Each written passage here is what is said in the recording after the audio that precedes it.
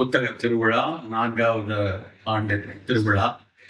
ஒரு ஆகச்சிறப்பான உரை பேராசிரியர் காமராஜ் அவர்கள் மிக மிக சிறப்பாக நம் அத்தனை பேருக்கும் அவ்வளவு ஒரு உலகின் ரொம்ப அடிப்படையான விஷயங்களை தொட்டுக்காட்டி இன்றைய வாழ்வியலின் சிக்கல்களையும் அதோடு எடுத்து சென்று இவ்வளவு நேரம் கடந்த ஒரு மணி நேரமாக அவர்கள் பேசிய உரை அவ்வளவு சிலிர்ப்பை உண்டாக்கியது. எத்தனையோ விழாக்கள், எத்தனையோ உரைகள் இருந்தாலும் இது மாதிரியான புத்தக திருவிழாக்களினுடைய தனிச்சிறப்பு என்பது இந்த மாதிரியான உரைகள். இது வெறும் ஒரு நூல்களை விற்பனை செய்யும் களமாக மட்டும் இல்லாமல் ஒரு பெரிய அறிவு இயக்கமாக நடந்து வருவது அவ்வளவு மகிழ்ச்சிக்குரியது. எனக்கு தெரிந்த மட்டில் ஒட்டுமொத்த இந்தியாவில மாவட்டந்தோறும் புத்தக கண்காட்சி நடத்தி ஒரு பெரும் அறிவியக்கத்தை செய்து கொண்டிருப்பது தமிழ்நாடு மட்டும்தான் நண்பர்களே. இன்றைக்கு பல இடங்களில் தமிழ்நாடு கோலோச்சி கொண்டிருக்கிறது. நம்முடைய ஒரு அறிவுசார் பெருமக்கள் உலகெங்கும் பல்வேறு துறைகளில் உயர்ந்து நிற்கிறார்கள் என்றால் அதற்கு அடிப்படை காரணம் இந்த ஒரு வாசிப்பு இயக்கம் தான். ஐயா பேச பேச அவர்கள் விரித்து சொன்ன விஷயங்கள் எங்கள் மருத்துவத்திலும் அவ்வளவு முக்கியமானது. இன்றைக்கு சித்த மருத்துவம் என்கிற ஒரு கட்டமைப்பு ஒரு தத்துவங்களோடு, ஒரு மருந்தியல் கூறுகளோடு, மருத்துவ வழிகாட்டுதல்களோடு ஒரு கல்லூரி கட்டமைப்புக்குள் தொழிற்கல்வியாக கடந்த 50-60 ஆண்டுகள் வந்திருக்கிறது என்றால், அதற்கு முன்னாடி 4000-5000 ஆண்டுகளாக ஐயா சொன்ன அந்த வாய்மொழி இலக்கிய தரவுகளாக எடுத்து மரபு மருத்துவமாக உயர்ந்து வந்ததுதான் இன்றைக்கு சித்த மருத்துவம் ஒரு மிக முக்கியமான இடத்துக்கு வந்திருக்கிறது. அந்த வகையில உயரிருந்து மேலிருந்து பார்க்கக்கூடிய அரசனும் அல்லது ஆளுமை மிக்க மக்களும் சொன்ன விஷயங்களை தாண்டி கீழிருந்து விளிம்பு நிலையில் இருக்கக்கூடிய மக்களின் குரல் எப்படியாக இருந்தது, வாழ்வியல் எப்படியாக இருந்தது அப்படிங்கிறது அவர் சொல்ல எத்தனை விஷயங்கள் இந்த உலகத்துல நாம கற்றுக்கொள்ள வேண்டி இருக்கிறது அப்படிங்கிறது மனசுல ஓடிக்கிட்டே இருந்தது. இது வெறும் இந்த புத்தக கண்காட்சியில அத திரும்ப ஐயா பேசும்போது ஒரு வரி அப்படியே கோடிட்டு போனாங்க. இந்த கதவு என்கிற ஒரு கதை, இந்த ஜப்திங்கிற ஒரு விஷயம்னா இன்னைக்கு நமக்கு பெரும்பாலும் மக்களுக்கு தெரிஞ்சிருக்காது. அந்த கதவுங்கிற கதை எனக்கெல்லாம் எவ்வளவு ஒரு மனசில் தாக்கத்தை ஏற்படுத்தியது என்பதற்கு ஒரு உதாரணம் என்னன்னா, அந்த கதை படிச்சப்போ அந்த கதையை படிச்சீங்கன்னா உங்களுக்கு தெரியும். அதை படித்து விட்டு உங்கள் ஊரை, உங்கள் வீட்டை, உங்கள் வீட்டின் நிலை கதவை பார்க்காமல் உங்களால உறங்க முடியாது. எத்தனையோ ஒரு 50-60 ஆண்டுகளுக்கு முன்னாடி வந்த கதை. அந்த நிலை கதவு கீழே கிடக்கிற காட்சியை பார்த்து இந்த கதவுல என்னெல்லாம் விளையாடணும், நான் விளையாண்டுருக்கிறேன் சின்ன பிள்ளையில. கதவுல மேலே ஏறிட்டு 2 பேர் சேர்ந்து கதவை தள்ளுவாங்க. ஊருக்கு போறதுக்கு டிக்கெட் கொடுப்பாங்க. இந்த பக்கத்துல இருந்து தள்ளி அந்த பக்கம் அந்த கதவு வந்துச்சுன்னா அதுதான் பெரிய பயணம். அப்படியான பயணத்தில் சிலாகித்து இருக்கிறோம். எங்கேயாவது எல்லாம் ஊருக்கு போறவங்களாம் வண்டியில ஏறி, பாளையங்கொண்ட போறவங்க ஏறி, வண்டார்பேட்டை போறவங்க ஏறி, எல்லாரும் அந்த வண்டியில கதவுல ஏறி அந்த கதவை திருப்புற எங்கள் ஊரில் அந்த கிராமத்தில் உள்ள கதவில் விளையாண்டுகின்றோம். அந்த விளையாட்டை வச்சு சென்னையில இப்போ நான் 23 ஆண்டுகளுக்கு அப்புறம் சென்னைக்கு ஒரு வீடு கட்டணும்னு ஆசைப்பட்டு ஒரு வீடு கட்டப்ப எங்க வீட்டு கதவு அப்படியான கதவாக இருக்க வேண்டும் என்று ஆசைப்பட்டேன். என்ன இப்படி சொல்றீங்க, எல்லாம் மாடனா அப்படி கதவு வைக்கிறாங்க? இல்ல, என் கதவுல கீழே ஏறி நிக்கிற மாதிரி ஒரு திண்டு வேணும், பழைய கதவு வேணும். 80 வருடத்துக்கு முன்னாடி தூர எரியப்பட்ட ஒரு கதவை எடுத்து அதை செப்பனிட்டு அதை எங்கள் வீட்டில் கதவாக நான் மாட்டினேன். ஒரு கதவு கதை படித்ததனுடைய எங்க வீட்டுக்கு வரவங்க பல பேர் கேட்பாங்க, என்னங்க நிலம் இவ்வளவு வேற? அந்த காலத்து நில கதவுங்கிறது தலை குனிந்து வர வேண்டியிருக்கும். 5 அடி தான் இருக்கும். 5 அடி இருந்தாலே பெரிய விஷயம். அந்த கதவை வீட்டுல வச்ச உடனே என்ன தலை குனிய வேண்டியிருக்கு. அப்படிதான், அதுதான் பண்பாடு. நம்ம அது ஒரு பழக்கம். அப்படி பழக்கத்தை நம்ம கொண்டு வருவோம் அப்படின்னு கொண்டு அந்த கதவை செய்தோம். கொண்டு மாட்டி வச்சோம். பழைய கதவை எடுத்து செப்பனிட்டு இன்றைக்கும் வீட்டில் அதை பார்க்கும் போதெல்லாம் அந்த மரபினுடைய நீட்சி மனசில் பட்டுக்கொண்டே இருக்கும். நண்பர்களே, இங்க இருக்கக்கூடிய புத்தகங்களில் இன்னைக்கு ஐயா பேசும்போது எத்தனை தரவுகளை எடுத்து வந்தாங்க. அதுக்கு முன்னாடி ஒரு விஷயம் சொல்லணும். அமர்ந்த உடனே இந்த புத்தக கண்காட்சிக்கான ஒரு சமூக ஊடக விளம்பரம் போட்டாங்க. அவ்வளவு சிறப்பாக இருந்தது. அதை செய்தவர்களுக்கு மனமார்ந்த பாராட்டுகளும் நன்றிகளும். ஒரு வள்ளுவனையும், ஒரு நீலனையும், ஒரு அச்சனை இதையும், ஒரு கண்ணைக்கையும் கொண்டு புத்தகத்தில் வேள்பாரியும் சிலப்பதிகாரத்தையும் வச்சு இந்த மாதிரி வாசிக்கிறதுக்கான ஒரு திருவிழா என்று காட்டிய அந்த ஒரு 2 நிமிட சமூக ஊடக காட்சி வந்து அவ்வளவு சிறப்பாக இருந்தது. அப்படி எத்தனை ஆயிரம் புத்தகங்கள் இங்கே உங்களுக்காக காத்திருக்கிறது நண்பர்களே. நம்ம எத்தனையோ விஷயங்கள் வாங்கலாம், புதிய ஆடை வாங்கலாம், புதுசா வந்து நமக்கு விருப்பப்பட்ட பொருட்களை வாங்கலாம். ஆனால் புத்தகங்கள் போன்ற ஒரு சொத்து உலகத்தில் ஒன்றுமே இருக்க முடியாது. நீங்க வாங்கி ஒரு 5 புத்தகம் 4 புத்தகம் வாங்கி கொண்டு வச்சு சில நேரத்துக்கு 4 நம்ம படிக்க மாட்டோம், 2 புத்தகம் படிச்சிருப்போம், மீதி 3 புத்தகம் அப்படியே இருக்கும். நம்மளால அதை தூரெல்லாம் போட மாட்டோம். யாராவது நம்ம வீட்டு பிள்ளைகள் ஒரு நாள் அதை எடுத்து வாசிப்பாங்க. நமக்கே என்றைக்காவது ஒரு நாள் எடுத்து படிக்கணும்னு தோணும். அந்த புத்தகங்கள் கொடுக்கக்கூடிய அறிவு வேற எதுவும் கிடைக்காது, வேற எங்கிருந்தும் நம்மால் எடுக்க முடியாது. சமீபத்துல நான் படித்துக் கொண்டிருக்கிற ஒரு புத்தகம் வந்து 20ஆம் நூற்றாண்டின் சிறந்த 100 சிறுகதைகள் அப்படின்னு பேராசிரியர் அரசு ஐயா அவர்கள் தொகுத்திருக்காங்க. என்னை பொறுத்த வரைக்கும் அவ்வளவு சிறப்பான புத்தகம். நம்மால ஒரு 100 வருஷத்துல வந்த சிறந்த சிறுகதைகளை தேடி படிக்கணும்னா எத்தனை ஆயிரம் புத்தகம் படிக்கணும், எத்தனை பேர் கேட்கணும். அந்த பேராசிரியர் அவர்கள் அவ்வளவு அழகா தொகுத்திருக்காங்க. எனக்கு பார்த்த உடனே இந்த புத்தகத்தை பார்த்த உடனே அப்படியே அவர் எழுதுறாரு. முதல்ல வந்து புதுமை பத்தனில் ஆரம்பித்து சீசு செல்லப்பாவில் முதல் பாகம் முடிகிறது அப்படின்னு ஒரு 50-30 கதை நான் எடுத்து படிக்கிறேன். முதல் கதை செல்லம்மாள், புதுமை பித்தனுடைய அந்த காலத்துல மிகச்சிறப்பான ஒரு கதை செல்லம்மாள். அந்த கதை துவங்கும் போது அந்த அம்மா வந்து மரணப்படுக்கையில இருக்காங்க. அந்த ஒரு 2-3 நாட்கள் மரணப்படுக்கையில் இருக்கக்கூடிய செல்லம்மாளுக்கும் அவருடைய கணவர் பிரம்மநாயகத்துக்கும் உள்ள உரையாடல் தான் அந்த புத்தகம், அந்த கதை. அதை படிக்க படிக்க அந்த காலத்தில் அவர்களுடைய வாழ்வு எவ்வளவு அழகாக இருந்தது. அன்றைக்கு அந்த மரணப்படுக்கையில் இருக்கக்கூடிய ஒரு பெண்ணுக்கு ஒரு பொருளாதார வசதி இல்லாத, நடுத்தர வசதியில் உள்ள ஒரு மனிதர் எப்படியெல்லாம் அவர் பாதுகாத்தார். அதுக்கு ஒரு சித்த வைத்தியரை கூட்டு வர்றாரு, அப்புறம் ஒரு நவீன மருத்துவரை கூட்டு வர்றாரு. அவர் வந்து ஒன்னொன்னா அவங்க கொடுக்கக்கூடிய அந்த செந்தூரம் கொடுக்கறது, அன்னைக்கு ஒரு மாடாக்குடியில் உள்ள விளக்கில் வந்து ஒரு ஊசியை சூடு பண்ணி அந்த இன்ஜெக்ஷன் போட்டு போற காட்சி, கடைசியாக தான் ஆசையாக கேட்டு அந்த பச்சை கலர் புடவையை மரணம் அடைந்த பிறகு அந்த செல்லம்மாளுக்கு போர்த்தி விட்டு முடியக்கூடிய அந்த கதை இப்பொழுதும் மனசுக்குள்ள அவ்வளவு ஒரு புதுமை பித்தன் வந்து தமிழ்நாட்டு சிறுகதைகள்ல நாவல்ல அவர் ஒரு புரட்சிக்காரர். அவர் தான் வந்து அந்த தமிழ்நாட்டு சிறுகதையினுடைய மிக மிக ஒரு முக்கிய கர்த்தா என்று சொல்லலாம். அப்படி அழகான ஒரு கதை. அதே மாதிரி உங்க ஊர்ல டி ஜானகிராமன் எழுதிய சிலிர்ப்பு அந்த கதை, நான் ஒரு முறை அதை வந்து நடைபயிற்சி போகும்போதெல்லாம் காதுல நான் பவா செல்லத்துறையினுடைய கதை சொல்றதை கேட்டுட்டே போற பழக்கம் உண்டு. அப்படி நான் ஒரு டி ஜானகிராமன் எழுதின அந்த சிலிர்ப்பை நான் ஒரு முறை கேட்டிருக்கேன். ஆனா அந்த பேர் மறந்து போச்சு. ஆனா அவர் அரசு சாருடைய புக்கில் அந்த சிலிர்ப்பு கதையை படிச்சோடனே திரும்ப படிக்கணும் அப்படின்னு அந்த முழுக்க ஒரு 15 பக்கம் உள்ள கதை. அது அழகா அன்றைக்கு ஒரு தஞ்சாவூரிலிருந்து கும்பகோணத்துக்கு ரயிலில் வரக்கூடிய ஒரு அப்பா பையனை கூட்டு வர்றாரு, இன்னொரு அம்மா ஒரு பொண்ணை கூட்டு போறாங்க. இவங்க 2 பேரும் அந்த ரயில்ல உட்கார்ந்து பேசி கொண்டு வருவதுதான் கதை. அதுக்குள்ள அன்னைக்கு இருக்க வாழ்க்கையை அவ்வளவு அழகாக அந்த சிலிர்ப்பு கதையில அந்த பையன் வந்து பெங்களூர்ல இருந்து வருவான். பெங்களூர்ல பையனை கூட்டிட்டு மாமா வீட்டுக்கு கூட்டு போயிட்டு திரும்ப கூட்டு வருவாரு. அவங்க மாமா வீட்டுல இருந்து கிளம்பும் போது ரயில்வே நிலையத்துல ஆரஞ்சு பழம் இருக்கும். இந்த குட்டி பையன் பிச்சு மாமா, அவர் பிச்சு பண்ணி அவர் பேரு, பிச்சு மாமா எனக்கு ஆரஞ்சு வாங்கிட்டா அப்படின்னு கேட்பாரு. அவர் காதில் விழாதது போல் திருப்பி கொண்டு இருந்தார் அப்படின்னு எழுதுவார். அதுல அவருக்கு ஆரஞ்சு பழம் வாங்க அந்த பையன் கேட்டது தெரியும், ஆனா வாங்கி கொடுத்தா காசு ஆகுமே திருப்பி நின்னாரு அப்படின்னு அதை செய்தி இருக்கும்.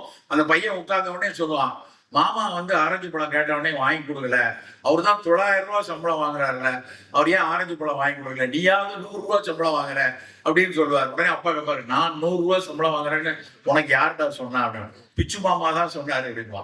அப்ப அவர் போட்டு கொடுத்துருக்காரு, உங்களை விட பெரிய ஆளு நான் அப்படின்னு. அந்த அதில் அந்த ஓட்டத்தில் அந்த பையனை சொன்ன விஷயமா இருக்கும். பையன் ஏக்கத்தோடு வந்து அந்த ரயில்ல உட்கார்ந்துருப்பான். ரயில்ல நிறைய ஆரஞ்சு பழ துளிகள் கிடக்கும் அந்த கூப்பையில. அந்த ஆரஞ்சு பழ தொழில்கள் இருக்கும்போது பார்த்தா முன்னாடி இருக்கவங்க எல்லாம் வாங்கியிருப்பாங்க. அந்த பையன் ஏக்கத்தோடு பார்த்ததை அவர் எழுதுவார். அதுக்கப்புறம் ஒரு பொண்ணை கூட்டிட்டு ஒரு அம்மா வந்து ஏறும். அந்த பொண்ணு 10 வயது அம்மா பொண்ணு.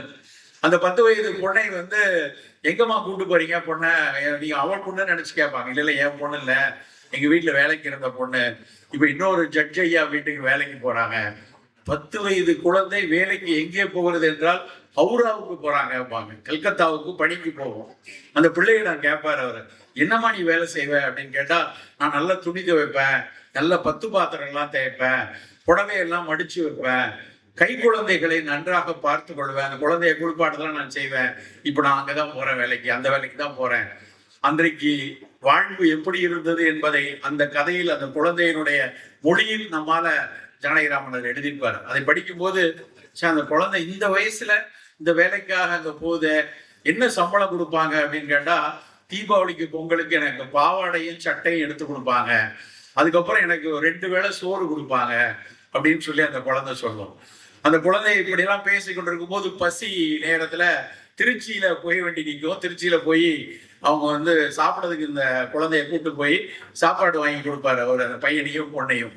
அப்புறம் பேசிக்கொண்டே வருவார்கள். கும்பகோணத்துல அந்த குழந்தைய பையனை கூட்டிட்டு இவர் இறங்கணும். அப்ப அந்த இடத்துல திருச்சியில அவர் சாப்பாடு வாங்கிட்டு வரும்போது கொஞ்சம் ஆரஞ்சு பழம் வாங்கி கொடுத்துருவாரு. கேட்டுட்டே இருக்கானே அப்படின்னு ஆரஞ்சு பழம் வாங்கி கொடுத்துருவாரு. கும்பகோணத்துல இறங்கும்போது பையனை கூட்டிட்டு இறங்கிடுவாரு. இறங்கினதுக்கு அப்புறம் பையன்ட, டேய் ஆரஞ்சு பழத்தை எங்கடா வச்ச அப்படின்னு கேட்பாரு. அப்ப அவன் சொல்லுவான், இல்லப்பா அந்த பாப்பாவுக்கு நான் அந்த ஆரஞ்சு பழத்தை கொடுத்துட்டேன் அப்படிப்பா. கதை அதோடு முடியும். சிலிர்ப்பு, இதை சொல்லும் போது என் கை கூட சிலிர்க்கிறது. அந்த பையன் மனசுல அந்த தான் ஆசையா கேட்ட விஷயத்த அந்த குழந்தைக்கு கொடுக்கணுங்கிற ஒரு எண்ணம் விளைந்திருக்கிறது அல்லவா? எவ்வளவு அழகான ஒரு கவித்துவமான ஒரு சிந்தனை அந்த இடத்துல வந்திருக்கு. இந்த கதையை இந்த நூலில், அந்த அரசு தொகுத்த நூல்ல அன்னைக்கு ஜானகிராமன் எழுதின கதையை படிச்சதுனாலதானே எனக்கு அந்த உணர்வு வருது. அப்படியான புத்தகங்களை நீங்கள் வாசிக்க வேணுமா வேண்டாமா? நண்பர்களே, நாம் இங்கிருந்து செல்லும் பொழுது 50 ரூபாயோ 100 ரூபாயோ 200 ரூபாயோ புத்தகங்களை வாங்கி செல்லுங்கள். அரசு மறுபடி இப்படியான புத்தக கண்காட்சிகளை நடத்துவதற்கான அடிப்படை காரணம் வாசிக்க வேண்டும் என்பதற்காக. நேற்று இரவு நான் வண்டியில வரும்போது அப்ப கூட ஒரு புத்தகத்தை எடுத்து வரேன். காலையில இப்ப ஏதாவது ஒரு படிச்சுட்டு வருவோம். என்ன புத்தகம் படிக்கலாம் எடுத்தப்ப ஒரு இந்திய பயணம் அப்படின்னு ஒரு புத்தகம் இருந்துச்சு. அது வந்து ஜெயமோகன் எழுதுற புத்தகம்.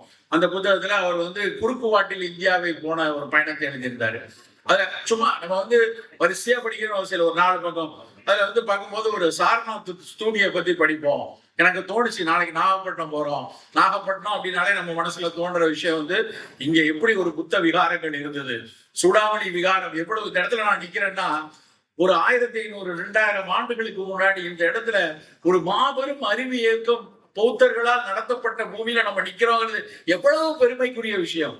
அந்த சூடாமணி விகாரத்துல அவ்வளவு பெரிய அறிவு களஞ்சியமும் அறிவு இயக்கமும் அன்னைக்கு நடந்திருக்கு அப்படிங்கிறது வரலாற்று கூறு. அன்றைக்கு அந்த பௌத்தர்கள் வைத்திருந்த பல்வேறு வெண்கல தரவுகள் இன்னைக்கு லீடன் யூனிவர்சிட்டியில இருக்கு. நெதர்லாண்ட்ஸ்ல டச்சுக்காரர்களால் இங்கிருந்து எடுத்து செல்லப்பட்டு லேடன் பல்கலைக்கழகத்துல நாகப்பட்டினத்தின் ஒரு சூடாமணி விகாரத்தில் உள்ள ஒரு வெண்கல தகடு என்று அங்கு வைத்திருக்கிறாள். என் மகள் அங்க இருக்க, அவ சொல்ற, அப்பா அடுத்த தடவை வரும்போது அங்க வந்து பார்க்கணும், நீங்க அங்க வந்து லேடன் பல்கலைக்கழகத்தை வச்சிருக்கதா போட்டிருக்காங்க, நம்ம போய் தேடணும் அப்படின்னு சொல்றாங்க. அப்போ அந்த அதை பார்க்கும்போது நான் நேற்று அந்த புத்தகத்துல படிக்கும் போது அந்த சாரநாத் தூபியை பத்தி படித்தேன். அவர் எழுதுறாரு, அவர் வந்து எங்கேயோ வாரணாசியில இருந்து சாரநாத்துக்கு வண்டியில போன ஒரு நாளையும் அந்த ஸ்தூபியை பார்த்து அங்க எல்லாம் சிதைவுபட்ட செங்கல் ஸ்தூபிகள்லாம் சிதைவுபட்டு உடைந்து கிடக்கக்கூடிய காட்சிகளை அவர் விவரிக்கிறார். பல மக்கள் இப்ப அங்க இருக்கக்கூடிய செங்கல்களை தோண்டி எடுத்துட்டு போனதெல்லாம் அவர் எழுதுறாரு. அதை எழுதும் போது அவர் அங்க இன்னைக்கு நம்ம இந்திய அரசாங்கத்தினுடைய அந்த 4 சிங்கங்கள் ஒன்றை ஒன்று பார்த்து கொண்டிருக்கக்கூடிய அந்த அசோக ஸ்தூபின்னு சொல்லதும், அதுக்கு கீழே இருக்கக்கூடிய தர்ம சக்கரம். இன்னைக்கு நம்ம தெரியும், நமக்கு எல்லாருக்கும் கேள்வியா கேட்டா தர்ம சக்கரம்னா அதுல 24 கோடு இருக்கு நமக்கு தெரியும். ஆனா உண்மையா சாரநாத் தூபில இருந்து 36 தர்ம சக்கரம். அந்த 36 தர்ம சக்கரம் என்பது பௌத்தத்தினுடைய ஒரு குறியீடு. இதெல்லாம் இப்படியான விஷயங்கள். நான் ஒரு சித்த மருத்துவம் சார்ந்த விஷயங்களை நான் தேடுறேன், படிக்கிறேன், பேசுறேன். ஆனால் அதை தாண்டி இப்படியான நூல்கள் வழியாக வாசிக்கும் போது மட்டும்தான் சக சமூகத்தையும் புரிந்து கொள்ள முடிகிறது. நண்பர்களே, இப்படியான புத்தக கண்காட்சிகள் நடப்பது என்பது, நீங்கள் ஒரு புத்தகம் வேணும், 2 புத்தகம் வேணும், வாங்கி சென்று படித்துக் கொண்டே இருக்கணும். உங்கள் குழந்தைகளுக்கு வாசிப்பை கற்றுக் கொடுக்க வேண்டும் என்பதற்காக தான். வீடு கட்டுறோம் நாங்க 23 22 வருஷத்துக்கு அப்புறம். வீட்டில் ஒவ்வொருத்தரும், என் மனைவி 2 அறை வைக்கணும், 2 பெட்ரூம் வேணும், நம்ம கொண்டு குழந்தைகள் கொண்டு வைக்கணும் அப்படின்னு அவங்க கேட்கிறாங்க. நான் வந்து அந்த கட்டட கலைஞரிடம் சொன்னேன், எனக்கு ஒரு அறை வேணும், அது நூலக அறை அப்படின்னு, லைப்ரரி வேணும்னு கேட்கிறேன். என்கிட்ட 5000 புக்கு கிட்ட இருக்கு, நான் அதெல்லாம் அடுக்கி வைக்கணும். அதெல்லாம் நாவல்கள் தனியா, கட்டுரைகள் தனியா, இலக்கியங்கள் தனியா, சமூக சிந்தனையாளர்களுடைய கருத்துக்கள் தனியா, அப்படிலாம் அடுக்கி வைக்கணும். அதுதான் எனக்கான ஆசையா இருந்துச்சு. சார், இதுக்கு 150 சதுர அடி அடிஷனலா வேணும். இது எதுக்கு இது, நீங்க வேணா உங்க பெட்ரூம்லயே ஓரம் பூரா புஸ்தகத்தை அடிக்குவாங்க அப்படிலாம் கேட்டாரு. இல்ல இல்ல, எனக்கு அங்க பெட்ரூம்லயே புஸ்தகம் எடுக்கிறது வேணும், பட் இப்படி ஒரு அறை வேணும் என்று இன்றைக்கு என் வீட்டுல நான் என் நண்பர்கள்லாம் வரும்போது அந்த நூலக அறைக்கு அழைத்து செல்வதுதான் எனக்கு அவ்வளவு சந்தோஷமா இருக்கும். இங்க பாருங்க தேவதேவன் இருக்காரு, இங்க பாருங்க வண்ணதாசன் இருக்காரு, இங்க பாருங்க வண்ணநிலவன் இருக்காரு, இங்க பாருங்க எல்லாம் அப்படி அத்தனை கட்டுரைகளையும் கவிதைகளையும் பார்க்கும் போது அவர்கள் எல்லோரும் நம்மோடு இருக்கிறத விட ஒரு பெரிய அறிவாற்றல் எங்க கிடைத்து விடும். அப்படியான புத்தகங்களை படிப்பதை விட நண்பர்களே, புத்தக கண்காட்சி என்பது ஒரு மாபெரும் அறிவு இயக்கம். உங்கள் இல்லங்கள்ல உங்கள் வீட்டுல குறைந்தபட்சம் ஒவ்வொரு புத்தகங்களும் 2-3 புத்தகங்கள், அது வரலாற்று புத்தகமா இருக்கட்டும், கவிதை புத்தகமா இருக்கட்டும், சமூக புத்தகமா இருக்கட்டும், தத்துவ புத்தகமா இருக்கட்டும், பயணங்கள் பற்றிய புத்தகமா இருக்கட்டும், ஏதாவது 2 புத்தகம் கண்டிப்பா இருக்கணும். ஒரு நாளைக்கு 4-5 பக்கங்களை வாசிக்கக்கூடிய பழக்கத்தை வச்சுக்கணும். நம்ம தட்டையா பாடத்துக்கு நீட்டுக்கு படிக்கிறேன், ஜேஇக்கு படிக்கிறேன், அதுக்கான புத்தகம் வச்சிருக்கிறேன் அப்படின்னு தட்டையா இருக்கிறதுனால ஒரு நாம் சமூகத்தில் பெருவளர்ச்சியை அடைந்து விட முடியாது. பக்கவாட்டில் என்ன நடக்கிறது, வரலாறு என்ன சொல்கிறது, சமூகம் என்ன மாதிரி நகர்ந்து இருக்கிறது என்பதை பார்க்கணும்னா வாசிக்க வேண்டும் நண்பர்களே. அப்படியான வாசிப்பு இந்த இடத்துல ஒரு பெரும் அறிவியக்கமாக தொடர்ந்து நடக்க வேண்டும் நண்பர்களே. நம்முடைய விஷயத்துக்கு வருவோம். எனக்கு கொடுக்கப்பட்ட தலைப்பு என்பது நலம் இனி நம் முதல் தேடல். நமக்கு பல தேடல்கள் இருக்கு, அறிவு தேடல் இருக்கு, படிக்கணும், படிச்சுதான் வாழ்க்கையில மேல வர முடியும். இன்னைக்கு தமிழ் சமூகம் உயர்ந்து நிற்கிறது என்றால் கல்விதான் அடிப்படை. கடந்த ஒரு 100 ஆண்டுகளாக நாம் தொடர்ச்சியா கல்வியில ஏற்படுத்திய முதலீடுகள் தான் இன்னைக்கு தமிழ்நாடு உலகெங்கும் இருக்கக்கூடிய பல்வேறு துறையில வளர்ந்திருக்கு. அறிவு தேடல் அவசியம். பொருளாதார தேடல், பொருளாதாரத்தில் உயர்ந்திருந்தால்தான் அந்த பொருட்செல்வம் நம்மை சீராக வைத்துக் கொள்ளும். அந்த தேடல் இருக்கணும் இல்லைங்களா?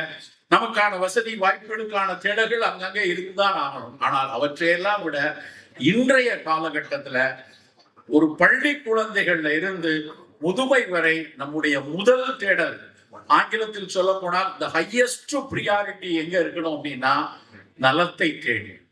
நாம் செய்யக்கூடிய ஒரு விஷயங்களும், அது பயணமா இருக்கட்டும், உணவா இருக்கட்டும், உடைகளாக இருக்கட்டும், ஓய்வாக இருக்கட்டும், உடல் பயிற்சியா இருக்கட்டும், விளையாட்டாக இருக்கட்டும், அது எல்லாவற்றும் ஏதாவது ஒரு வகையில் நம் உடல் நலத்துக்கு உதவியாக இருக்குமா, நம் உடல் நலத்தை செம்மையாக வைத்துக் கொள்ள உதவுமா என்று யோசித்து வாழ வேண்டும்.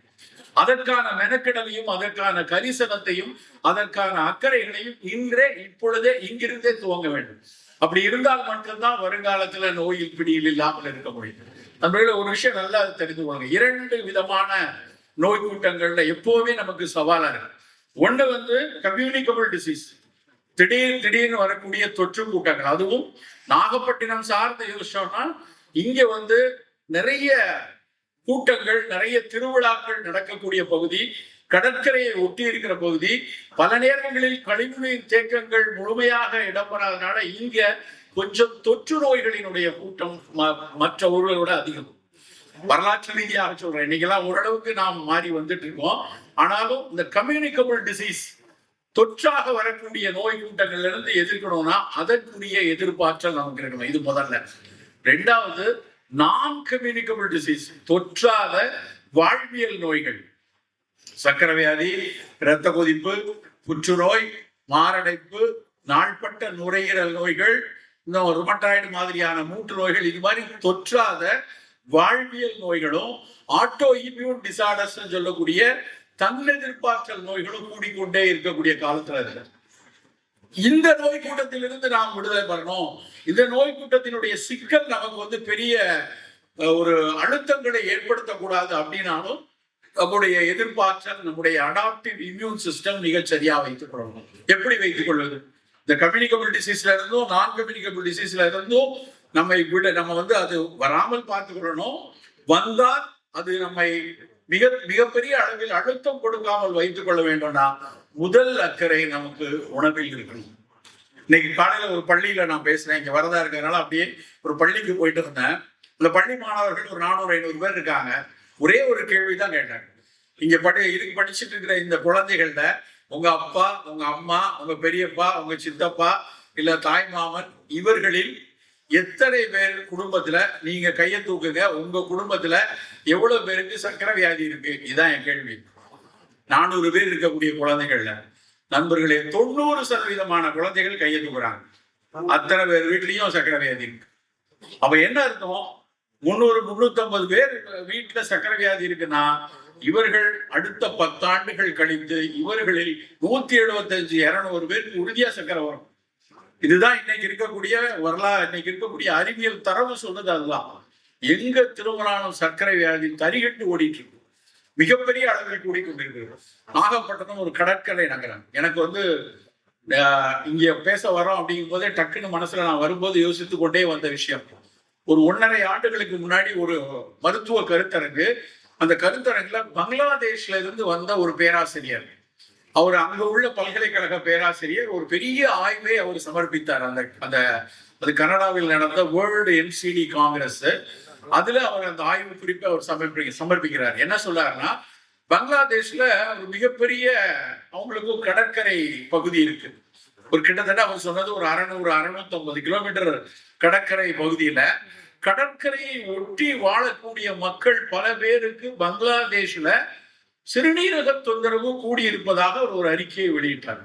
அவர் என்ன சொன்னார் அப்படின்னா, சுனாமிக்கு பின்னாடியும், ஒருவேளை சுனாமிக்கு பின்னாடியோ இல்ல அதுக்கு முன்னாடி இருந்தோ எங்களுடைய கடற்கரையில கொஞ்சம் சலினிட்டி கூடி இருக்கிறதுனால, உப்புத்தன்மை மண் பகுதியில கூடி இருக்கிறதுனால, எங்களுடைய தாவரங்கள், அருகாமை தாவரங்கள் எல்லாத்திலையும் உப்புச்சத்து கூட இருக்கிறதுனாலயோ பங்களாதேஷின் கடற்கரையை ஒட்டி வாழக்கூடிய மக்களுக்கு சிறுநீரகத்தில் உப்பை பிரித்து எடுக்கக்கூடிய நவீன அறிவியல்ல EGFR அப்படிம்பாங்க, எஸ்டிமேஷன் ஆஃப் கிளாமருலோ ஃபில்ட்ரேஷன் ரேட் அப்படின்னு பேரு. நம்ம பிளட் டெஸ்ட் போட்டோம்னா யூரியா கிரியாட்டினின் பார்க்கும்போது அந்த கிரியாட்டினின் அளவையும் உங்களுடைய வயதையும் வைத்து கணக்கு போடுவாங்க. அந்த EGFR 90க்கு மேல இருக்கணும். நல்ல உடலினர்னா 100-110 இருக்கணும். அந்த பங்களாதேஷ் கடற்கரையை ஒட்டி வாழக்கூடிய மக்கள்ல நிறைய மக்களுக்கு சற்று குறைகிறது, 70-80 வரக்கூடிய நபர்கள் அதிகம் இருக்கிறாங்க.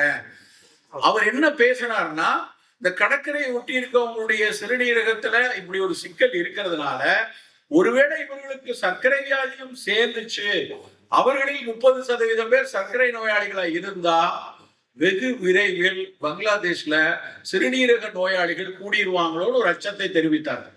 இது ரொம்ப ரொம்ப முக்கியமானது நமக்கு. நான் உடனே என் மனக்கண்ணில் ஓடியது என்னன்னா, தமிழ்நாட்டில் எத்தனை 100 கிலோமீட்டர், கிட்டத்தட்ட 800-900 கிலோமீட்டர் கடற்கரை எல்லை இருக்கு. நாகப்பட்டினம், வேளாங்கண்ணி, இங்க இருக்கக்கூடிய நம்ம அந்த OMR ECR என்கிற அந்த கடற்கரையை ஒட்டி இருக்கக்கூடிய அத்தனை நகரங்கள்லையும் நம்முடைய மீன்பிடி கிராமங்களும் சரி, கடற்கரையை ஒட்டி வணிகம் செய்து கொண்டிருப்பவர்கள், விவசாயம் செய்து கொண்டிருப்பவர்கள், பெருவாரியான மக்கள் இங்க இருக்கிற இடத்துல நாம் நம்முடைய சிறுநீரகத்தை பாதுகாப்பாக வைத்துக் கொள்ளணும். முதல்ல நீங்க சோதிச்சு பார்த்துக்கோங்க, உங்களுடைய கிரியாட்டினின் லெவல் நார்மலா இருக்கா. ஒருவேளை சர்க்கரை ரத்த கொதிப்பு இருக்கு, ஆல்ரெடி இருக்குன்னா நாளைக்கே போய் காலையில உங்களுடைய ரத்தத்தில் கிரியாட்டினின் அப்படிங்கிற அளவு சரியா இருக்கா. அது உடனடியா தெரிஞ்சிடாது.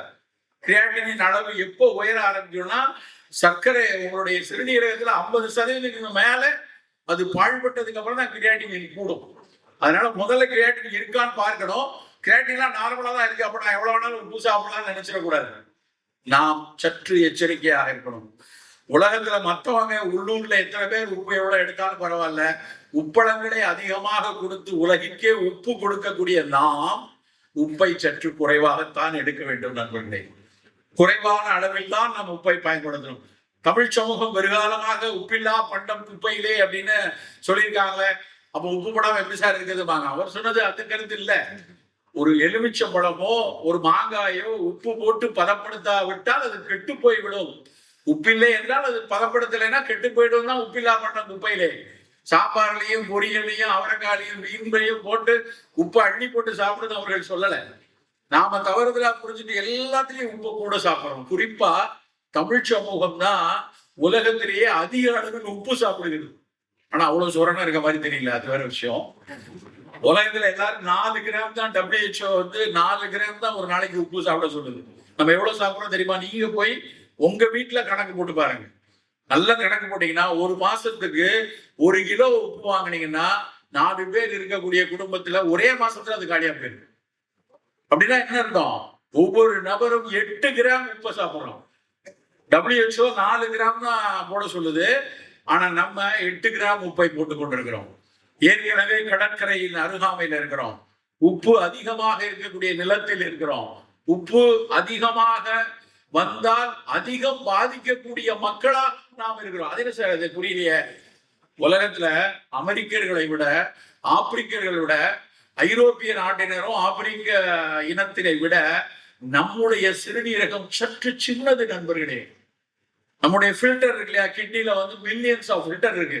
அந்த மில்லியன்ஸ் ஆஃப் ஃபில்டர் வந்து அந்த மேற்கத்திய ஐரோப்பிய மக்களினுடைய சிறுநீரகத்தை விட, ஆப்பிரிக்கர்களுடைய சிறுநீரகத்தை விட நம்ம சிறுநீரகம் கொஞ்சம் சின்னது, ஃபில்டர்கள் கம்மி. அப்படின்னா நம்ம மற்றவங்களை விட குறைவாக உப்பை சாப்பிடணும். ஆனா நம்ம கூடுதலா உப்பை சாப்பிட்டு இருக்கோம். இன்றைக்கு இந்த புத்தக கண்காட்சி வீட்டுக்கு எடுத்து செல்ல வேண்டிய செய்தி 2, உப்பை குறைக்கணும். செய்தி 1, புத்தகம் வாங்கணும், படிக்கணும், வாசிக்கணும். செய்தி 2, உப்பை குறைக்கணும். ஊறுகாய்களை தயவு செய்து எடுக்காதீங்க. நல்ல வந்து உப்பை நிறைய கொட்டி கொட்டி போடக்கூடிய உணவுகள் நமக்கு வேண்டாம். எந்த அளவுக்கு உப்பை குறைக்கிறோமோ அந்த அளவுக்கு சிறுநீரகம் பாதுகாப்பா இருக்கு. நல்லா புரிந்து கொள்ளணும். கட்டுப்பாடு இல்லாத சர்க்கரை நோயாளிகள்ல, சர்க்கரை நோய் கட்டுப்பாடு இல்லை, உங்களுடைய HbA1c வந்து எப்பவுமே 8க்கு மேல இருக்கு, 9க்கு மேல இருக்கு அப்படின்னா அவர்களுக்கு சர்க்கரை நோய், அந்த மாதிரி கட்டுப்பாடு இல்லாத சர்க்கரை நோயாளிகள்ல 30% பேர் தன்னுடைய ஆயுள் காலத்துக்குள்ள சிறுநீரக நோய்க்குள்ள சிக்கிறாங்க. இதுதான் அறிவியல் தரவு. CKD அப்படின்னு சொல்லுவாங்க, கிரானிக் கிட்னி டிசீஸார். கொஞ்சம் யூரின்ல புரோட்டீன் வெளியே போக ஆரம்பிக்குது, உங்களுடைய யூரின்ல புரோட்டீன் 1+ வந்திருக்கு, EGFR கொஞ்சம் குறைய ஆரம்பிச்சிருச்சுன்னு உங்க மருத்துவர் உங்களுக்கு சொல்லுவாங்க. சொன்னதுக்கு அப்புறமும் நம்ம உப்பை சாப்பிட்டுட்டே வந்தோம் அப்படின்னா சிறுநீரகத்துக்கு டயாலிசிஸ் பண்றதோ இல்லை என்றால் சிறுநீரக மாற்று அறுவை சிகிச்சைக்கோ போக வேண்டியிருக்கும். நண்பர்களே, உப்பை குறைத்துக் கொள்வோம். மிக குறைவாக உப்பு போடக்கூடிய பழக்கத்தை வச்சுக் கொள்வோம். சர்க்கரை இரத்த கொதிப்பு இருந்ததுன்னா கூடுதலாக நம்ம உப்பு போடுவதை குறைத்துக் கொள்வது காலத்தின் மிக மிக கட்டாயமான விஷயம். 2வது, உப்புக்கு அடுத்து இனிப்பு வரும். இனிப்பு நமக்கு வந்து இன்னைக்கு வந்து ரொம்ப ரொம்ப கவனமா இருக்க வேண்டிய, எச்சரிக்கையா இருக்க வேண்டிய சுவை இனிப்பு. இனிப்பு சுவையெல்லாம் கெடுதி நான் சொல்லல. ஆனால் இனிப்பை எப்படி சாப்பிடுகிறோம். நம்ம வீட்டுல குழந்தைங்க இருக்கு, இனிப்பு வேணும். நமக்கு வந்து காலகாலமாக ஒரு களிப்பான மனதுக்கும் ஒரு குதூகலமான மனதுக்கும் இனிப்பைத்தான் பரிமாறி இருக்கிறோம். ஒரு இலக்கிய தரவு ஒன்றை படித்த ஞாபகம். விஜயநகர பேரரசுல ஒரு மதிய விருந்துல கிட்டத்தட்ட 64 வகை இனிப்பை கொடுத்துருக்காங்க. அவ்வளவு இனிப்பெல்லாம் சாப்பிட்டுட்டு அன்னைக்கு நல்லா தானே இருந்திருக்கிறானுங்க அப்படின்னு ஒரு பக்கம் தோடுது. ஆனால் இன்றைக்கு நம்ம சாப்பிடக்கூடிய இனிப்புகளை எல்லாம் பார்த்தோம்னா ரொம்ப ரொம்ப ரொம்ப ரொம்ப கவலைக்குரியதா இருக்கு. ஏன் அப்படின்னா, இனிப்பு என்றால் நம்ம மனசுல பட வேண்டிய விஷயம் பழங்கள். பழங்களில் இருந்து வரக்கூடிய இனிப்பையே நம்ம வந்து பிரதான இனிப்பா வைத்துக் கொள்ளலாம். பிரித்து எடுக்கப்பட்ட இனிப்பு, அது வெள்ளை சர்க்கரையா இருந்தாலும் நாட்டு சர்க்கரையா இருந்தாலும் நமக்கு அதிகம் வேண்டாம். வெள்ளை சர்க்கரை வேண்டவே வேண்டாம். நாட்டு சர்க்கரையோ கருப்பட்டியோ தேனோ ஒரு விழா காலங்களில் குறைவாக பயன்படுத்திக் கொள்ளலாம். அது ஒருவேளை சர்க்கரை வியாதி இல்லாதவர்களுக்கு தேனோ கருப்பட்டியோ சிக்கல். சர்க்கரை வியாதின்னு வந்துருச்சு அப்படின்னா நம்ம சார் நான் ஒயிட் சுகர்லாம் சாப்பிட்றது இல்லை, அதுக்கு பிறகு கருப்பட்டி காப்பி குடிக்கிறேன் அப்படின்னு சொன்னா அது ஒரு முட்டாள்தனம். அது கூடுதலாக சர்க்கரையை சேர்க்கத்தான் செய்யும். ஸோ இனிப்பில் ரொம்ப ரொம்ப ரொம்ப அக்கறையாக இருக்கும். நம்ம விளம்பரங்களை எடுத்தா ஸ்வீட் எடு கொண்டாடு அப்படின்லாம், உண்மையிலே ஸ்வீட் எடு திண்டாடுன்னு போடணும். இன்னைக்கு வரக்கூடிய பல வியாதிகளுக்கு மிக அடிப்படையான காரணம் இனிப்பு தான். இனிப்புனா நீங்க நினைக்கிற மாதிரி வெறும் சர்க்கரை வியாதிக்கு மட்டும் இல்ல, உடல் எடை கூடுறதுல இருந்து, இதய நோய்கள்ல இருந்து, தசை நோய்கள்ல இருந்து, இரத்த நாளங்களில் உள்ள பிரச்சனைகள்ல இருந்து, எதிர்பார்த்தல் குறைவாக வரக்கூடிய நோய்கள் அத்தனையிலும் இனிப்பு தான் காரணமா இருக்கும். சோ இனிப்பு மீது மனதில் வந்து ஒரு 40 வயது தாண்டியாச்சுன்னா வேணாயா, இனிப்பா சாப்பிட்டோன்னு தோணா ஒரு ஆப்பிளை சாப்பிட்டுக்கோங்க, ஒரு வாழைப்பழத்தை சாப்பிடுங்க, ஒரு கொய்யாவை சாப்பிட்டுக்கோங்க. இனிப்பை குறைத்துக் கொள்ளணும், உப்பையும் குறைத்துக் கொள்ளணும். சரி, இனிப்பையும் உப்பையும் குறைச்சாச்சு. மற்ற சுவை அதிகம் தேடி தேடி சாப்பிட வேண்டிய சுவை கசப்பு.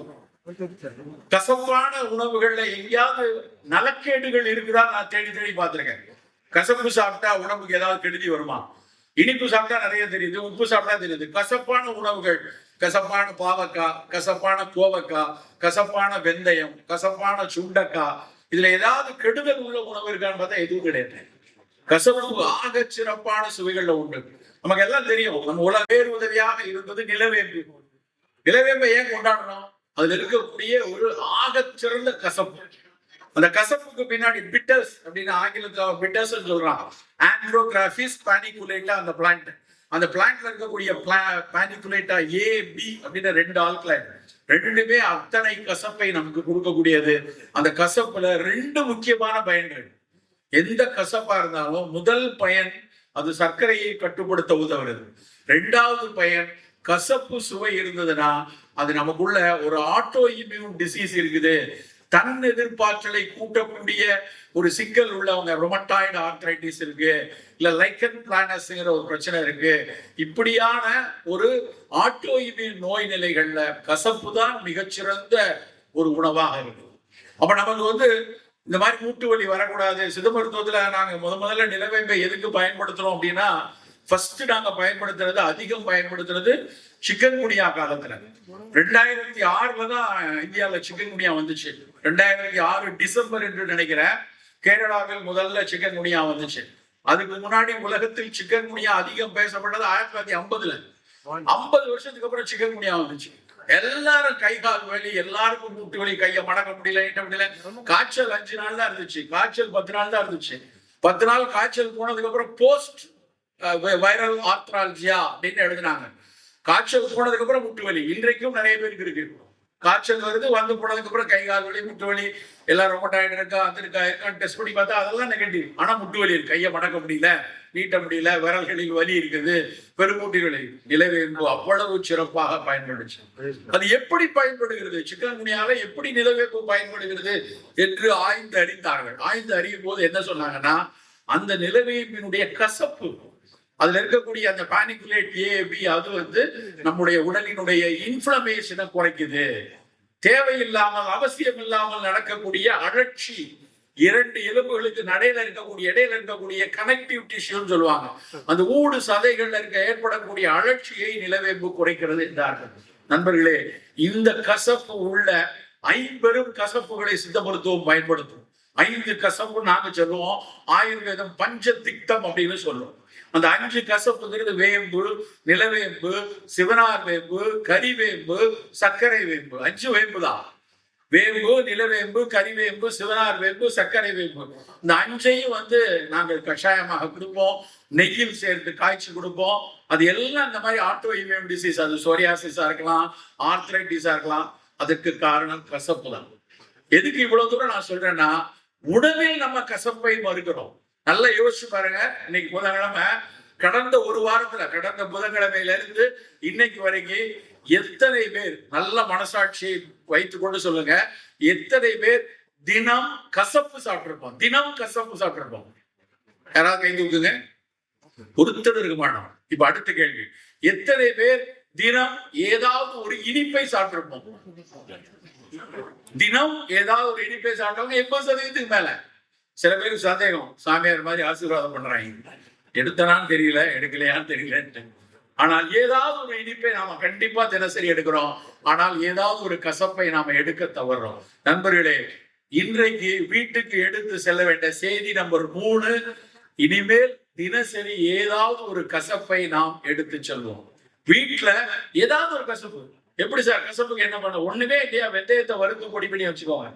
வெந்தய பொடியை ஒரு 1/2 ஸ்பூன் காலையிலையும் மதியம் வாயில பண்ணலாம். வெந்தயத்தினுடைய பயனை நினைச்சீங்கன்னா நினைச்சு பார்க்க முடியாத நல்ல பலன்கள் வெந்தயத்துல இருக்கு. ஃபெனுக்ரிக், அது ஒண்ணும் சித்த மருத்துவத்துல ஆதியில சித்தர்கள் சொல்லி வந்ததில்லை. இடைக்காலத்தில் நம்ம வெளியில அலெக்சாண்டர் இருந்து வந்ததாக சொல்கிறார், கிரீக்கத்துல இருந்து கொண்டு வந்ததாக சொல்றாங்க. ஆனால் வெந்தயம் மட்டும்தான் சாலிபிள் ஃபைபர், இன்சாலிபிள் ஃபைபர், அதாவது கரையக்கூடிய நார், கரையாத நார்கள் 2ம் உள்ளது வெந்தயம் மட்டும்தான். கரையக்கூடிய நார் என்ன பண்ணும்னா இதயத்துல இருக்கக்கூடிய கொழுப்பை கரைக்கும். கரையாத நார் மலத்தை தள்ளிவிடும், உடல்ல இருந்து மலத்தை தள்ளி விடுறதுக்கு. 2ம் இன்னைக்கு ரொம்ப ரொம்ப அவசியம் 40 வயசுக்கு மேல. அப்ப 40 வயதுக்கு மேற்பட்டவர்கள் ஏன் தினம் வெந்தயத்தை ஒரு காலையில 1/2 ஸ்பூன், மத்தியானம் 1 ஸ்பூன் எடுக்கக்கூடாது? கசப்பான ஒரு மிகச்சிறந்த ஒரு விதைப்பகுதி வெந்தயம். சோ வெந்தயத்தை எடுத்துக்கொள்ளலாம். சுண்டைக்காய், சுண்டைக்காய் உடல் சார்ந்த பல நோய்களுக்கு முதல் மருந்து. இரிட்டபிள் பவல் சிண்ட்ரோம்னு சொல்லுவாங்க. சாப்பிட்டோடனே மோஷன் போற ஒரு பழக்கம் இருக்கு. அதெல்லாம் காபி குடிச்சா ஒரு தடவை கக்கூஸ் போயிட்டு வரணும், காலை சாப்பாடு சாப்பிட்டா நான் போய் டாய்லெட் போயிட்டு வரணும், எங்கேயாவது வெளியே கிளம்புனா எதுக்கு இருங்க ஒரு நிமிஷம் டாய்லெட் போயிட்டு வரேன், அப்படி சில பேர் இருப்பாங்க. அந்த இரிட்டபிள் பவல் சிண்ட்ரோமுக்கு சுண்டக்காய் வத்தல் அவ்வளவு நல்லது. சாதத்துல கொஞ்சம் சுண்டக்காய் பொடியை போட்டு சாப்பிடலாம். நாம் சில அக்கறைகளை கரிசனங்களை வீட்டில் இருந்தே ஆரம்பிக்க வேண்டும் நண்பர்களே. நான் அன்னைக்கு ஒரு நண்பர் வீட்டுல சாப்பிட போனப்ப அவர் வேப்பலை கொடின்னு ஒண்ணு போட்டார். ஒரு 7-8 வருஷம் இருக்கும். வேப்பலை கட்டின்னு கொடுத்தாரு. நான் அவ்வளவு அந்த வேப்பலை நல்லா இருக்கும், நீங்க சாப்பிட்டு பாருங்க அப்படின்னு சாதத்துல போட்டு சாப்பிட்டா ரொம்ப சுவையா இருக்குது. நான் அந்த பரிமாணம் நான் நினைச்சுட்டேன் வேப்பலை கட்டினா வேப்பலை எல்லாம் போட்டு செஞ்சிருப்பாங்க போல அப்படின்னு. அந்த அம்மா அந்த வீட்டுல இருக்க வயசான அம்மா சொன்னாங்க, தம்பி அது வேப்பலை கட்டினா வேப்பலை கிடையாது, கருவேப்பிலை. அப்புறம் நாங்க நாரத்தை இலை போடுறோம், எலுமிச்சை இலை போடுறோம், அதுல கொஞ்சம் வெல்லம் இருக்குன்னு அவ்வளவு சுவையானது. நம்ப மாட்டீங்க, கடந்த 4-5 ஆண்டுகளாக தினசரி ஒரு 1/2 ஸ்பூன் அந்த வேப்பலை கட்டி போட்டுதான் சாப்பிட்றாங்க. சாதத்துல அது போட்டு சாப்பிடுறோம். ஏன்னா கசப்பு தின சமயத்துல கிடைக்காம போயிடலாம். ஒருவேளை பாவக்காய் வீட்டுல செய்யல, ஒருவேளை கோவக்காய் இல்லைன்னா அந்த வேப்பலை கட்டி போட்டுப்போம். அன்னப்பொடி என்று ஒரு பொடி செய்வாங்க வீட்டுல, நாமளே செஞ்சு வச்சுக்கலாம். இதெல்லாம் உடனே இதுக்கு அன்னப்பொடி செய்யறதுக்கு உடனே போய் ஏதாவது நியூட்ரிஷன் கோர்ஸ் எல்லாம் படிக்க வேண்டாம். நீங்களே தேடி பாத்தீங்கன்னா அந்த அன்னப்பொடி செய்யறது வீட்டுல சித்த மருத்துவம் அதை அஷ்டச்சூரணம்னு சொல்லும். 8 சரக்கு உள்ளது. அன்னப்பொடி, சுக்கு, மிளகு, திப்பிலி, ஏலக்காய், சீரகம், பெருசீரகம், இது மாதிரி 8 சரக்கு, கருவேப்பிலை, இந்துப்பு, அவ்வளவுதான். அதை பொடி செய்து அதை சாதத்துல போட்டு சாப்பிடுவாங்க. சீரணத்தை செம்மைப்படுத்துவது. ஏன்னா இன்னைக்கு ரொம்ப ரொம்ப முக்கியம். பல நோய்கள் ஆரம்பிக்கிறது வயிற்றுல இருந்துதான். உன் வயிறு சரியாக இருந்ததுன்னா, உன்னுடைய சீரணம் சரியாக இருந்ததுன்னா, உன்னுடைய மலம் வெளித்தள்ளப்பட்டு வாய்வு தங்காமல் இருந்தா பல வியாதியை நம்ம வெற்றி கொள்ளலாம். வயிறு சரியாக இருந்ததுன்னா இன்னொரு முக்கியமான விஷயம் என்ன தெரியுமா? வயிற்றில் நமக்காக உழைத்து கொண்டிருக்கக்கூடிய நுண்ணுயிரிகள் சந்தோஷமா இருக்குன்னு அர்த்தம். நல்லா புரிந்து கொள்ள வேண்டியது என்னன்னா, நமக்காக நமக்கு முகம் தெரியாத பல மக்கள் உழைத்து கொண்டே இருக்கிறார்கள் நண்பர்களே. நாம் அவர்களை எல்லாம் மறக்கிறது தான் அறமற்ற செயலினுடைய அஸ்திவாரம். இப்ப நம்ம இங்க உட்கார்ந்து இருக்கோம் அப்படின்னா, இங்க நம்ம எல்லாரும் உட்கார்ந்ததுக்கோ நான் வந்ததுக்கோ நமக்கு தெரிந்தவர்கள் மட்டுமா காரணம்? எத்தனை பேருடைய உழைப்பு நம்ம இங்க கொண்டு உட்கார வச்சிருக்கு. அதே மாதிரிதான் இன்னைக்கு மத்தியானம் நீங்க சாப்பிட்ட ஒரு கத்திரிக்காயின் சுவைக்கு, கத்திரிக்காய்க்கு நேரடியா தெரிஞ்ச அந்த விவசாயியோ இல்லை என்றால் அதை வணிகம் செய்த ஒரு வணிகரோ மட்டும் காரணம் இல்லை. இந்த மண்ணுக்கு கீழே இருக்கக்கூடிய முகம் தெரியாத பல பாக்டீரியாக்களும் மண்புழுக்களும் சேர்ந்துதான் கத்திரிக்காயின் சுவையை நமக்கு கொண்டு வந்து கொடுத்திருக்கு. அப்ப அந்த மண்புழுவையும் அந்த நுண்ணுயிரியை நம்ம எவ்வளவு பாதுகாப்பா வச்சுக்கணும். அதனால்தான் நம்மாழ்வார் போன்றவர்கள் திரும்ப திரும்ப அந்த மண்ணுக்கு கீழே நமக்காக தினம் தினம் வேலை செய்து கொண்டிருக்கக்கூடிய உயிரிகளை பாதுகாப்பா வைத்துக் கொள்ளுங்கன்னு சொல்றாங்க. அதே மாதிரி மண்ணுக்கு கீழே பெயர் தெரியாத நுண்ணுயிரிகள் நமக்காக உழைத்துக் கொண்டிருக்க மாதிரி வயிற்றுக்குள்ளே நமக்காக கோடானு கோடி பாக்டீரியாக்களும் வைரஸ்களும் நமக்காக உழைத்துக் கொண்டே இருக்கிறார். அந்த உழைத்துக் கொண்டே இருக்கக்கூடிய பாக்டீரியாவும் வைரஸும் நல்லா இருக்கணும்னு நினைச்சு நம்ம சாப்பாடு இருக்கணும். இன்றைக்கு GBA என்கிற ஆங்கில சொல்லை மருத்துவ உலகம் அதிகம் உச்சரித்துக் கொண்டிருக்கிறது. Gut brain axis. குடல்ல பாக்டீரியாவும் வைரஸும் நல்லா இருந்தாலும் உன் மூளை மிகச்சரியாக வேலை செய்யும். உனக்கு எதிர்பார்த்தல் எவ்வளவு வேணும், உன்னுடைய மெட்டபாலிசம் எப்படி நடக்கணும், உன் சிந்தனை எப்படி இருக்கணும், உன்னுடைய உரை எப்படி இருக்கணும், உன்னுடைய உரையாடல் எப்படி இருக்கணும், அத்தனையும் சொல்வதற்கு உன்னுடைய குடல் நலமாக இருக்கணும் நண்பர்களே. அந்த குடல் நலமாக இருப்பதற்கு நம் மெனக்கெடல் நல்லா இருக்கணும். நம் மெனக்கெடல் நல்லா இருந்தாதான் குடல் நலமாக இருக்கும். அதுக்கு ரொம்ப சிறப்பான, ஆக சிறப்பான எளிய ஒரு உணவு மோர். அந்த மோர் அருந்தக்கூடிய பழக்கம், அந்த மோர் அந்த மோர்ல இருக்கக்கூடிய லாக்டோபாசிலஸில் இன்றைக்கு மில்லியன்ஸ் ஆஃப் டாலரை கொட்டி கொண்டிருக்கிறார்கள் நவீன அறிவியலாளர். எப்படி அந்த லாக்டோபாசிலஸ் வேலை செய்து சொல்லி வைத்துக் கொள்ளுங்கள். அந்த லாக்டோபாசிலஸ் பேஸ்டா வரக்கூடிய மருந்துகளை தேடி பார்த்தீங்கன்னா ஆச்சரியத்தின் உச்சம் வருகிறது. அவன் அதுல எப்படி ஜெனடிக்கல் மாடிஃபை பண்ணலாம், அதை எப்படி அந்த லாக்டோபாசிலஸ கேப்சூல வச்சு எவ்வளவு தூரம் சந்தைப்படுத்தலாம், ப்ரோபயாட்டிக்ஸ்னு ஒரு பெரிய சந்தைக்கு உண்டாகிட்டே இருக்கு. ஆனா நம்ம ரொம்ப சாதாரணமா காலையில நீர ஆகாரம் சாப்பிட்டோம். முந்தின நாள் இந்த சாதத்துல தண்ணியை ஊற்றி வச்சு கையை பசைஞ்சு கொஞ்சம் மோர விட்டு காலையில குடித்துக் பொழுது நம்முடைய மரபு பழக்கமாக இருந்தது. அந்த பழக்கத்தை இன்றைக்கு அறிவியல் கண்களால் உற்று பார்க்கும் போது அதுல அவ்வளவு லாக்டோபாசிலஸ் குடலுக்கு நல்லது செய்யக்கூடியதா இருக்கு. நண்பர்களே, வயிறை சரியாக வைத்துக் கொள்வதற்கான மெனக்கடல்களை தினம் தினம் வீட்டில் ஆரம்பிங்க. ஒரு ஐங்காய பொடி, ஒரு அன்னப்பொடி, ஒரு வேப்பிலை கட்டி, ஒரு சுக்குமல்லி காஃபி, ஒரு சீரக தண்ணீர், ஒரு திரிகடுகம் காஃபி, இது மாதிரியான விஷயத்தை வீட்டுல நம்ம செய்யணும். இதெல்லாம் எங்க சார் கிடைக்கும்? அமேசான்ல ஆர்டர் போட்டா வருமா? வந்தாலும் வரும் தெரியல. எல்லாம் அமேசான் எல்லாத்தையும் விற்கிறான். இதெல்லாம் செய்யற ரொம்ப கஷ்டமே. எப்படி ஒன்னொன்னையும் தேடி அலையிறது? ஆகஸ்ட் 14ஆம் தேதி கூலி படத்துக்கு எப்படி அழைச்சு திரிஞ்சு டிக்கெட் வாங்க போறோம்? போய் அதுக்கு அடிச்சு பிடிச்சி காசை கொடுத்து போய் திரைப்படத்துக்கு போய் நிக்கிறோம் இல்லையா? அதற்கு செய்யக்கூடிய அக்கறை நம்முடைய பக்கத்துல இருக்கக்கூடிய விவசாயிட்ட கொஞ்சம் கரிசலாங்கண்ணியும் கொஞ்சம் சீரக பொடியும் கொஞ்சம் சுக்குமல்லி காப்பியும் நம்மால் ஏன் வாங்க முடியல? பல பேர் என்ன பேசுவாங்க, சார் நீங்க எல்லாம் நிறைய பேசிட்டே போறீங்க, இந்த ஆர்கானிக் உணவுகள், கருப்பு கவுனி, மாப்பிளச்சம்பெல்லாம் விலை ஏறிடுச்சு. என்னையா ஏறிடுச்சு? தங்கம் ஏற மாதிரி ஏறிச்சா? 10 ரூபா 50 ரூபா விலை கூடி இருக்கிறது. 50 ரூபா விலையை அந்த ஏழை விவசாயிக்கு கொடுப்பதற்கு நமக்கு எதுக்கு தயக்கம்? நம்ம கொடுக்கலாமே. 100 ரூபாய் கூட கொடுத்து வாங்கி நம்ம ஒரு மாதத்துக்கு எத்தனை கிலோ அரிசி வாங்கிட போறோம்? 200 கிலோ அரிசி வாங்க போறோம். 5 கிலோ 3 கிலோ அரிசி வாங்கும் போது 50 ரூபாய் கூட கொடுத்து அந்த அரிசி மிகச்சிறப்பான அரிசியை நம்ம பயன்படுத்துறதுல என்ன தவறு? கொஞ்சம் அக்கறை வேணும். நமக்கு சில மெனக்கடல்கள் வேணும். ஏன்னா நமக்கு முன்னாடி நிற்கக்கூடிய நோய் கூட்டங்களை பார்க்கும் போது நோய் கூட்டத்துக்கு உள்ள போயிட்டோம்னு வச்சுக்கோங்க, அதுக்கப்புறம் அதற்கான செலவினங்கள் ஏன்னா எல்லாத்தையும் அரசாங்கம் பார்த்துக்குதா? இங்கிலாந்துல ஒரு நோய் வந்ததுன்னா ஒரு கடைநிலை ஊழியர்ல இருந்து பிரதம மந்திரி வரைக்கும் ஒரே தரமான மருந்தை அங்க கொடுக்குறாங்க. NHS வந்து எல்லாருக்கும் ஃப்ரீ மெடிசின். நம்ம ஊர்ல அப்படி இல்லை. எல்லாம் out of the pocket expense தான். கையிலிருந்து ஒரு மருந்துகளை வாங்கும் போது எனக்கு ஒரு விஷயத்த அன்னைக்கு ரொம்ப மனசுக்கு ரொம்ப தைத்த விஷயம். ஒரு போலீஸ்காரர், அவர் வந்து ஒரு ஹெட் கான்ஸ்டபிளாவோ ஏதோ இருந்து ரிட்டையர்ட் ஆயிருக்காரு. அவருக்கு வந்து உணவு குழலினுடைய கடைசி பகுதியிலே இறப்பையினுடைய மேல் பகுதியில ஒரு புற்று கட்டி, நெஞ்ச கறிக்குது, எது கழிக்குது, ரொம்ப நாளா நேரம் தப்பி சாப்பிடுறது, கடுமையான வேலை சுமை, வீட்டில் பல்வேறு அழுத்தங்கள். அவருக்கு வந்து ஒரு சின்ன புற்று. ரிட்டையர்ட் ஆகி 1.5 வருஷம் தான் இருக்கு. 2 பிள்ளைங்க இருக்காங்க, ஒரு பொண்ணு கல்யாணம் பண்ணணும், எல்லாம் இருக்கு. இந்த வயிற்றுல இந்த கட்டிக்கு வந்து நான் வந்து பார்த்து கண்டுபிடிச்சிட்டேன். ஒரு மருத்துவரை அனுப்பி கேட்கிறேன். அவர் சொல்றாரு, சார் ஆரம்ப கட்டம் தான், கொஞ்சம் கீமோ சிகிச்சை கொடுத்து அதுக்கப்புறம் வேணும்னா அது அறுவை சிகிச்சை பண்ணிடலாம் அப்படிங்கிறது. அப்ப அந்த மருத்துவர் சொல்றாரு, ஒரு கீமோவுக்கு வந்து இவ்வளவு 40,000 35,000 ஆகும், ஒரு 6 கீமோ எடுக்கணும்னு இவ்வளவு பணம் செலவாகும்னு சொல்றாங்க. அந்த காவலர், ஓய்வு பெற்ற காவலர் என்ன சொல்றாரு, இதெல்லாம் வேணாங்க, போதுங்க, இது ஒரு 4-5 லட்சம் இப்ப சொல்றாரு, அதுக்கப்புறம் இன்னும் ஒரு 3-4 லட்சம் ஆகும், நான் இருந்தா இன்னொரு 3-4 வருஷம் இருப்பேனா போய் சேரேன், என் பிள்ளைகளுக்கு எல்லாம் நிறைய வேலைகளுக்கு இங்க இருக்கு, கடனை வாங்கிலாம் பண்ண முடியாது அப்படின்னு அவங்க முடிவெடுக்கிறாரு. கடுமையான வாக்குவாதம் எனக்கும் அவருக்கும். இல்லைங்க, இதுக்கெல்லாம் அரசாங்கத்துல இருந்து இவ்வளவு உதவி இருக்கு, அதை எடுத்துக்கலாம், அது போக மீதி இருக்கிறதுக்கு ஏதாவது பண்ணிக்கலாம் அப்படின்னா அவர் தன்னுடைய ஏழ்மையையும் தன்னுடைய செலவு செய்ய முடியாத ஒரு கடினத்திலையும் மரணத்தை ஏற்றுக்கொள்ளக்கூடிய மனநிலைக்கு வராரு.